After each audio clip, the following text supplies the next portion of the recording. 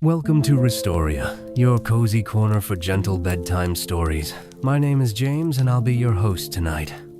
Every night, we bring you peaceful tales designed to calm your mind and help you drift off into a deep, restful sleep. So snuggle in, close your eyes, and let the story begin. The story tonight is called The Memory Nook. Chapter 1. A Bell and a Breeze. The rain had started softly, like it didn't want to be a bother. May didn't mind. She liked the quiet hush it brought to the city, the way it softened corners, dulled footsteps, and made everything smell like wet stone and something green. She walked without hurry, her coat buttoned up to her chin, scarf tucked just so. The kind of wandering that happens when you're not really looking for anything. That's when she found the alley. It was narrow, cobbled, and half-tucked between a bakery and an old record shop. The air down it smelled like cinnamon and sea breeze, like the kind of memory that doesn't belong to any one place. At the far end was a door. Its windows were frosted with age, and a small wooden sign swung gently overhead. The Memory Nook. Souvenirs of places you've been, and places you've only dreamed of. May hesitated. Then the rain picked up just a little. The bell over the door jingled softly as she stepped inside. Warmth met her first.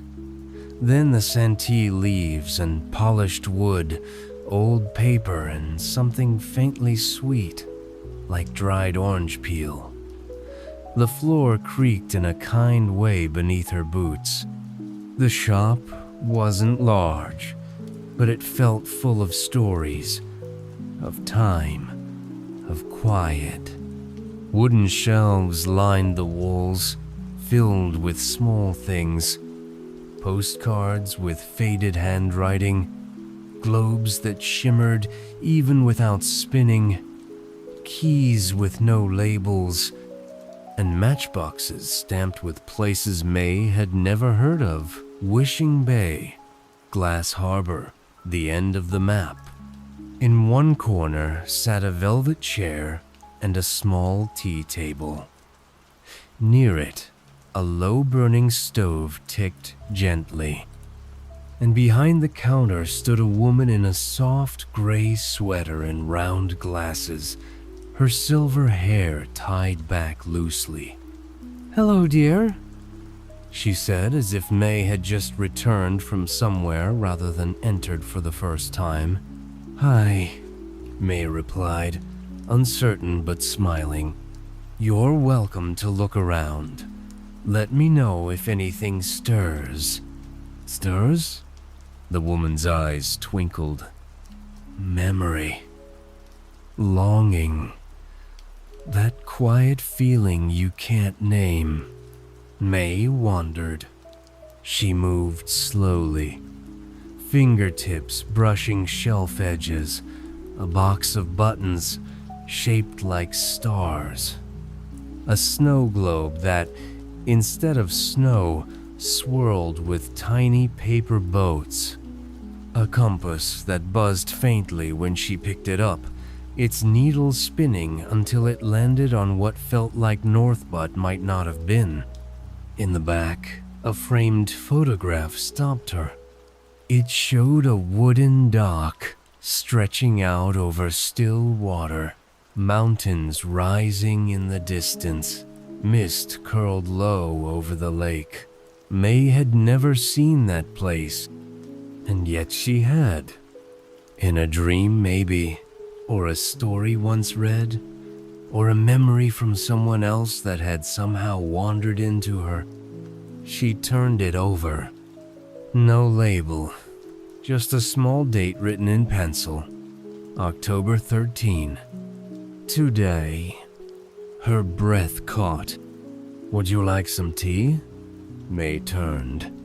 The woman, Nora, set a small tag on the counter held 2 mismatched mugs. "I think this one's for you." She handed May a pale blue cup. "It's chamomile with something extra. For grounding." May sat in the velvet chair. The cushion sighed beneath her. The tea was warm and earthy, with a sweetness that felt like honey without being honey. "Is this place new?" she asked. Nora smiled. "Not really. People just tend to find it when they need to, when the weather's right. And the sign? It says what it needs to. Souvenirs aren't always from where we've been. Sometimes they're from where we're going, or where we've almost gone." May looked down at the compass still in her hand. Its needle pointed toward Nora. "I didn't mean to stay long," May murmured. Nora poured herself more tea. "No one ever does." Outside, the rain thickened. Inside, the shop settled deeper into its quiet. The stove ticked. A soft clock chimed from somewhere near the ceiling. May felt the weight in her shoulders soften. Not disappear. Just shift. She sipped her tea. And as the warmth settled into her, as the shells breathed gently around her, as the compass stilled in her palm, May let her eyes close. Not to sleep, just to rest. Just enough to remember something she hadn't known she'd forgotten. And the memory nook held its breath with her, like a room that knew exactly how to wait. Chapter 2. Things That Wait. May woke slowly, the way a leaf might drift back to earth after riding the wind. She hadn't meant to fall asleep, not really. But the chair had cradled her so easily, and the tea had been warm, and the sound of the ticking stove had blended with the soft patter of rain until everything in her had gone still. She opened her eyes to dim, golden light. The shelves seemed to hum faintly, not noise, just presence. Nora sat nearby, knitting something soft and green. "You slept well," she said without looking up. "I wasn't trying to," May murmured. "Rest comes when it's ready, not when we expect it." May blinked and sat up. The compass had slipped into her lap. Its needle spun lazily once, then settled still, pointing somewhere inside the shop. "I think this likes me," May said. Nora chuckled. "Some things do. The trick is to like them back." May stood, stretching slightly. "Do people buy things here, or just borrow them?" "Both." "Neither. The Nook isn't about buying. It's about recognizing. If something belongs to you, you'll know. And if it doesn't, you'll forget it the moment you leave." May wandered again, this time slower, more open. She passed a shelf of miniature boats carved from driftwood, each with a sail made from faded parchment. A sign read, "For crossing feelings too wide to walk through." Another display held music boxes, but instead of playing tunes, they made the sound of places. Wind through tall grass, waves on a shore, footsteps on a wooden floor. May turned one key and heard the crunch of snow beneath boots. She closed her eyes. A cabin. A long red scarf. Her father's voice calling her in for cocoa. When she opened her eyes again, she was crying. Just a little. Nora handed her a tissue without a word. Later, May found a journal with a cracked leather cover. Inside, the pages were already filled in handwriting that wasn't hers, and yet she could read it as if she'd written it. Today I remembered how to sit still. The train never came, but I waited anyway. It felt good to wait for something without needing it to arrive. May ran her fingers over the ink. Her chest ached in that soft, familiar way. There was a shelf labeled Almosts. On it sat a bouquet of paper flowers never given, a postcard never sent, a key to a house that was never built. "Why keep these?" she asked. Nora looked up from her knitting. "Because not every story has to end. Some just need to be remembered." May nodded, and then she saw it. A snow globe, dusty but delicate, tucked behind a stack of hand-painted cards. She reached for it without knowing why. Inside was a tree-doll, silver-leaved, standing in a field of violet grass. The snow inside shimmered differently, not white, more like falling stars. She turned it over. No name, no label. But as she held it, her heartbeat slowed. Her breath came easier. It felt like a place she had dreamed of as a child, again and again, but could never describe. A place she had tried to draw once in a sketchbook, only to give up halfway.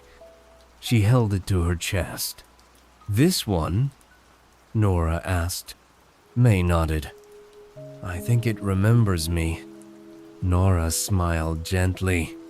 "Then it's yours, if you want it." May looked around the shop, at the rain-glossed windows, the rows of waiting objects, the compass still humming faintly in her pocket. She didn't ask the price. She just whispered, "Yes." Nora wrapped the snow globe in soft paper and placed it in a small canvas bag. Then, without prompting, she poured 2 fresh cups of tea. May returned to the chair. The cushion sighed again. "Do people ever come back?" she asked. "Some do," Nora said. "But most only need it once." May looked down at her globe. "I think I needed it more than I knew." Nora nodded, knitting still in hand.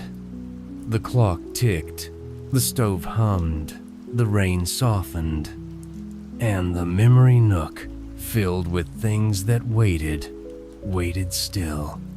Chapter 3. The Compass and the Clock. The rain had stopped when May stepped outside. The air was still damp, clinging to her skin like a whisper. Evening had crept in, soft and gray, and the alley behind her felt like a place caught halfway between waking and dreaming. She held the small canvas bag carefully, the snow globe resting inside like a heartbeat she didn't want to disturb. She almost turned back, just to look at the door again, just to make sure it was still there. But she didn't. Instead, she walked home slowly, the way someone walks with something delicate in their arms, not just because of what it is, but because of what it means. Her flat was quiet. The kind of quiet that feels chosen, not empty. She set the snow globe on the shelf by her window. The silver-leaved tree shimmered in the moonlight. For the next few days, May kept the compass in her coat pocket. She didn't plan to. She just couldn't bring herself to set it down. It never pointed north. Sometimes it turned slowly while she waited for the kettle to boil. Sometimes it spun gently when she walked through the market. Once, it stilled completely when she paused by a street musician playing a slow, wistful tune on a violin.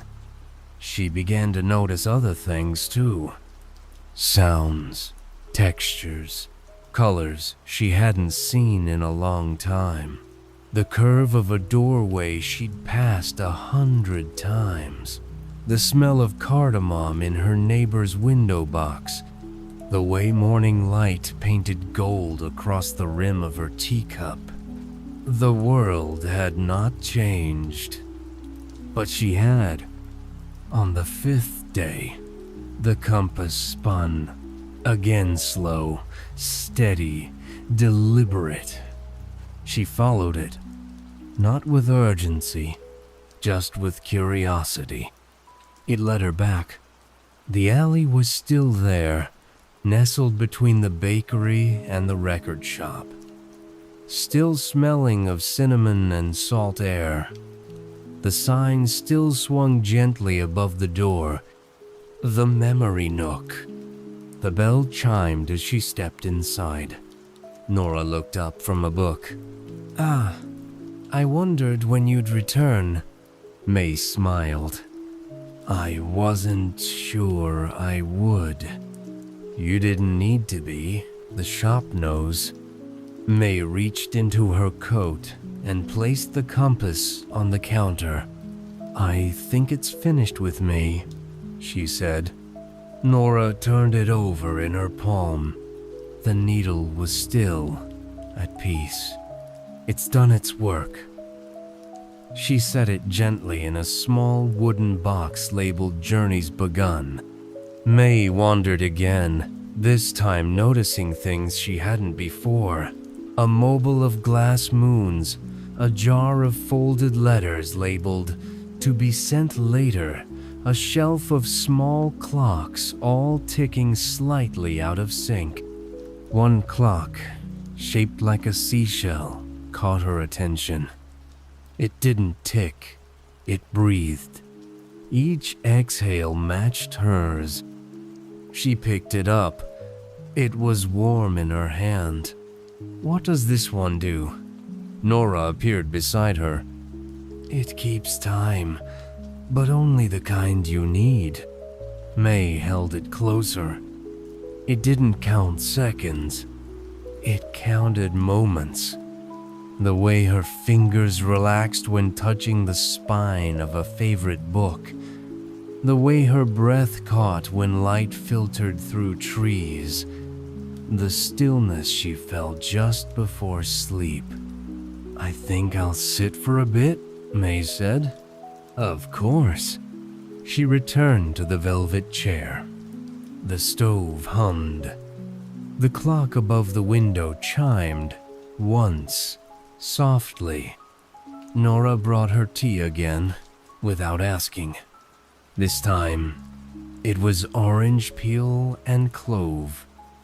The kind of warmth that lingers. May sipped slowly, one hand resting on the shell-shaped clock. "I used to be afraid of forgetting," she said softly. Nora didn't answer, just listened. "But I think I was really afraid of losing pieces of myself along the way. And now?" May looked down at her tea. "Now I think some pieces were never meant to stay. They come and go like dreams, like weather. But some wait for us to find them again." Nora smiled, and the Memory Nook, shelves aglow with quiet wonder, seemed to nod in agreement. Chapter 4. Shelves That Whisper. May returned on a Thursday afternoon when the clouds were thick, but not in a threatening way, just low, like the sky wanted to be closer to the ground. She didn't plan to go. She'd meant to stop for bread, maybe tea, and then wander home. But as she turned the corner past the bakery, the scent of cinnamon and salt pulled her down the alley like a tug on a thread she hadn't realized she was still holding. The bell chimed. The shop was warm. It always was. Nora was sweeping, the soft bristles whispering across the wooden floor. She looked up and smiled, as if she'd known exactly which hour May would arrive. "Welcome back, dear," May exhaled. "It's always quieter here than I remember," Nora nodded. "That's because the shop listens first and speaks second." May wondered. She didn't rush.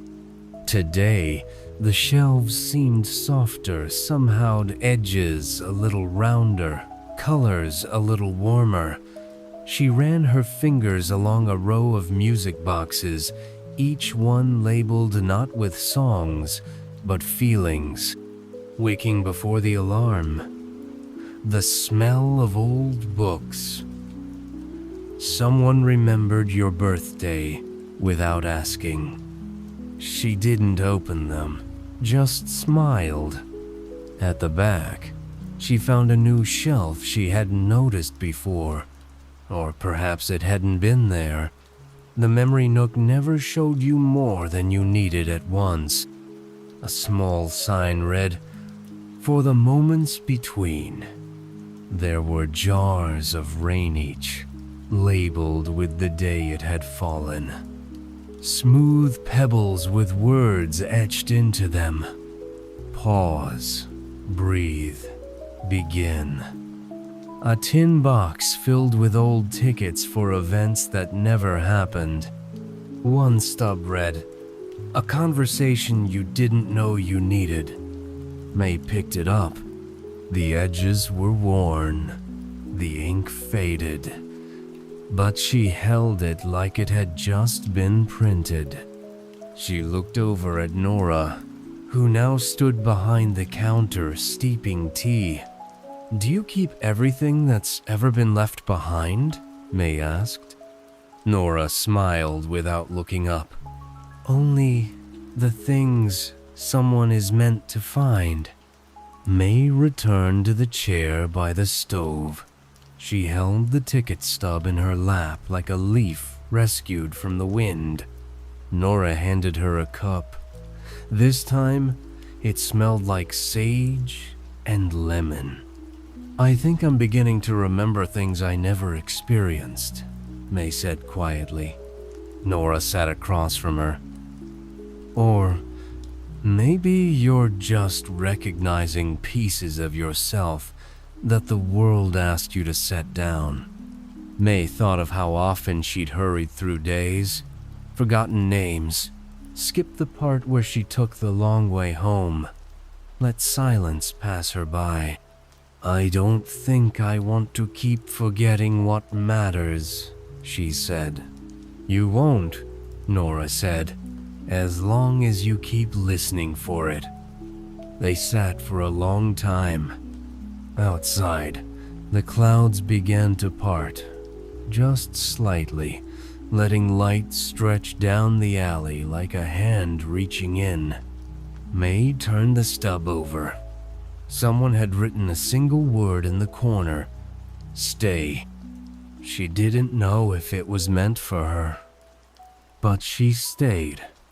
And the shop, warm and humming softly, held the quiet like a lullaby. Chapter 5. The Postcard Drawer. The next time May arrived, the sky was the color of faded denim blue gray and soft, with a breeze that felt like it carried something quiet with it. Leaves brushed along the alley stones like secrets in motion. and the Memory Nook's bell sang out before she even touched the door. Inside, it smelled faintly of vanilla and old ink. Nora was nowhere in sight. May stepped in, hung her coat on the small hook by the door, and paused. She wasn't sure what she was looking for, but the shop always seemed to know. She wandered past the clocks, the snow globes, the shelves labeled almosts, and for the moments between, every object hummed with the kind of silence that carried meaning. In the back, half hidden behind a curtain of dried flowers, was a drawer she hadn't noticed before. It was wooden, narrow, with a brass handle and no label. She opened it slowly. Inside, postcards, hundreds of them. Some crisp and untouched, others yellowed and bent, each one addressed, stamped and written in familiar looping hands. She picked up the first. The sky here is the color of apricots at dusk. You'd love the way the birds sing after rain. The second.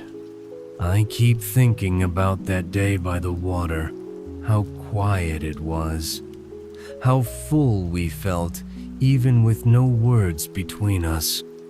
And another. I wish I had said more, but I hope you knew what I meant.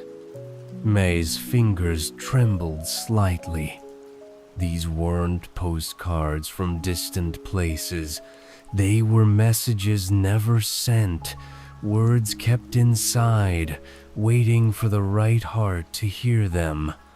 She picked one addressed only to the one who stayed behind, and another. For the day you finally forgive yourself. The air around the drawer seemed warmer, heavier. She sat cross-legged on the rug and began to read. She read stories of places that sounded almost real, of people who missed each other in quiet ways. She read joy, sorrow, hope, and endings that felt like beginnings. One card had no words, just a sketch. A path through trees, moonlight in the branches, and a small bench drawn at the end of the trail. May stared at it for a long time. Then Nora appeared beside her, carrying 2 cups. Elderflower and rose, she said. For tenderness. May accepted the cup with both hands. Do people leave these? She asked. Some do, Nora said, sitting down beside her. Some write what they couldn't say. Others just need to send something, even if no one receives it. And who are they for? Anyone who needs them. May turned the cards over gently, one by one. She could feel the ache behind the words, but also something else. A thread. A kind of love that stretched quietly through time. I think these are the bravest things I've ever read, she said. Nora nodded. Sometimes, she said, the smallest words carry the most. May tucked one postcard into her coat pocket. It didn't say much, just, you're allowed to begin again. As she rose, she felt lighter. Not because her burdens were gone, but because something in the shop had helped her carry them. The bell jingled gently as she left, and the Memory Nook whispered after her, not goodbye, just see you when you need us. Chapter 6. When the light moves slow. May came late in the day, just as the sunlight had begun to stretch itself long and golden across the buildings. The alley was quiet. Even the wind seemed to have paused to listen. She felt it before she stepped through the door, a warmth not just from the stove, but from memory itself. The bell chimed like it was glad. Nora looked up from a box of soft-wrapped parcels. "Evening light suits you," she said with a smile. May smiled back, unwinding her scarf. "It's the kind of light that makes you remember things you didn't realize you missed. Then you're just in time." Today, the shelves seemed quieter. Not somber, just settled, like they were holding their breath. May walked the familiar aisles without needing to look. Her feet knew where to go. Past the clocks, the globes, the drawer of postcards. Each item felt like an old friend who didn't need conversation, just presence. She paused near the wall of framed photographs. Some she had seen before. A bridge over misty water. A windowsill full of seashells. A child asleep beneath a tree. Others were new. Or perhaps just new to her. One frame drew her in. It held a photograph of a room she didn't recognize, but the color of the walls, the shape of the chair, the way the curtain moved in the breezite, all felt unmistakably familiar. She turned to Nora. "Have I been here?" Nora stepped closer. "Maybe. Or maybe the place has been with you all along." May reached for the frame. On the back was a note, scribbled in faded ink. "For when you need to return to something you never left." Her breath caught in the warm stillness. She carried the photo to the velvet chair and sat down slowly, tucking her legs underneath her like she'd done 100 times. Nora brought her tea without asking. Chamomile and pear blossom. Gentle, steadying. The window above the chair caught the last edge of the sun, and light filtered in like honey, glowing across the floorboards. May held the photo in her lap. "I've spent so much of my life trying to get somewhere," she said softly. "Trying to arrive, but I don't know that I ever stopped long enough to realize I already had." Nora sat in the chair across from her, a small smile at the corner of her lips. "Sometimes the places we're looking for are made of moments," she said, "not locations." May sipped her tea. "I think I needed to come here to remember how to pause." "You've paused beautifully." May let the warmth of the tea fill her, let the silence wrap around her like a quilt. For a long while, they said nothing. The light continued to move slowly across the room. The shelves seemed to exhale. May turned the photo over once more and traced the handwriting with her thumb. She didn't know if she would take it home or leave it behind. Maybe that didn't matter. Maybe just holding it was enough. Outside, the last light of day slipped behind the rooftops. Inside, the memory nook glowed steady. A place not of endings or beginnings, just a place to rest. Chapter 7. The Souvenir You Keep. It was morning when May returned for the last time.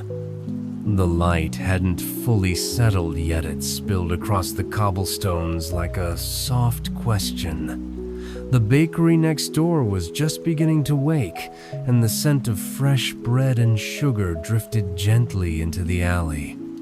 The sign above the door still read the same. The bell above it still sang like a memory. May stepped in, her footsteps sure. Nora stood behind the counter, wrapping a small box in brown paper and twine. She looked up and smiled. "Good morning, May." May smiled back. "It feels earlier than it is." Nora nodded. "Time slows in here, but not to hold you back, just to let you notice where you are." May walked through the shop one last time, not to find anything, but to say thank you. She paused at the drawer of postcards, touching the edge of the one she had taken weeks before. She passed the clocks, now ticking in soft unison. The snow globes shimmered faintly in the corner light. Near the back shelf, a single item waited. A box, small and smooth, made of dark wood. No label, no price. She picked it up and brought it to Nora. "What is it?" Nora ran a finger across the top. "It's yours." May opened it. Inside was a single folded paper, soft with age. She unfolded it slowly. There was only one sentence, written in a hand that felt oddly familiar. "You found what you weren't looking for." May exhaled through a smile. She tucked the paper back into the box. "It's time, isn't it?" she asked. Nora nodded once. "You'll carry the rest with you." They sat for tea, one last time. Sage and vanilla. The kind of tea that tastes like quiet goodbyes. May didn't rush. When she finally rose, Nora handed her the box, now wrapped. "No charge," she said. "Just a little space on your shelf." May slipped it into her bag. She turned at the door. "What happens to the shop when I go?" Nora's eyes twinkled. "It stays. For someone else. For whenever they're ready." May nodded, her hand on the doorframe. Outside, the light had settled soft gold, brushing the tops of the buildings. The bell chimed gently behind her, and May walked away without turning back. Because some places, you don't leave. You take them with you. And the memory Nook, quiet and timeless, waited in the alley, ready for the next dreamer to arrive.